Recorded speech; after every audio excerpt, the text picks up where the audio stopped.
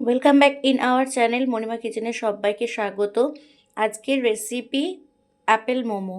Veg Apple momo বানানোর জন্য প্রথমেই নিয়েছি সুজি, কাঁচা লঙ্কা বাটা, পেঁয়াজ কুচি, ধনেপাতা কুচি আর গ্রেট করে রাখা বাঁধাকপি। জলটা গরম করে নেব। বাঁধাকপিটাকে নিয়ে নেব।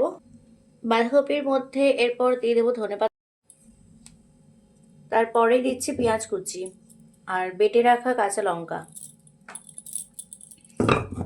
সবগুলো খুব ভালো করে মিশিয়ে নেব আর অ্যাড করব নুন। ভালো করে মিশিয়ে নিতে হবে। এভাবে ফুটে গেছে, তার মধ্যে অ্যাড করব নুন। তারপর যে সুজিটা নিয়েছিলাম সেটাও গরম জলের মধ্যেই অ্যাড করে দেবো। খুব ভালো করে মিক্স করতে হবে। আমরা যেহেতু বানাচ্ছি ভেজ অ্যাপেল মোমো, তাই অ্যাপেলের যে লাল কালারটা আনার জন্য আমরা এখানে রেড ফুড কালার ব্যবহার করব। সামান্য জল দিচ্ছি।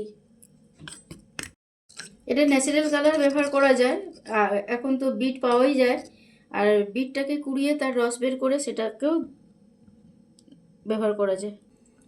তো আমরা সুজির যে ডোটা বানিয়ে নিয়েছি, এভাবে লেচি কেটে নিতে হবে, নিয়ে গোল গোল বাটির মতো করে নিতে হবে।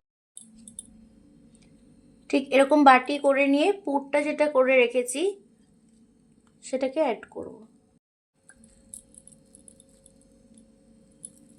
নিয়ে এভাবে মুখটা মুড়ে নিতে হবে, খুব ভালো করে গোল মতো করে নিতে হবে। এরকম বলের মতো হয়ে গেলে এবার মাঝখানে এরকম করে ফুটো করে নিতে হবে এরকম।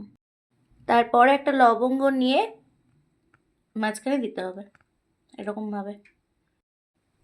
এরপরে যে রেড ফুড কালারটা মিশিয়ে রেখেছিলাম সেটাকে গায়ে ব্রাশ করে নিতে হবে।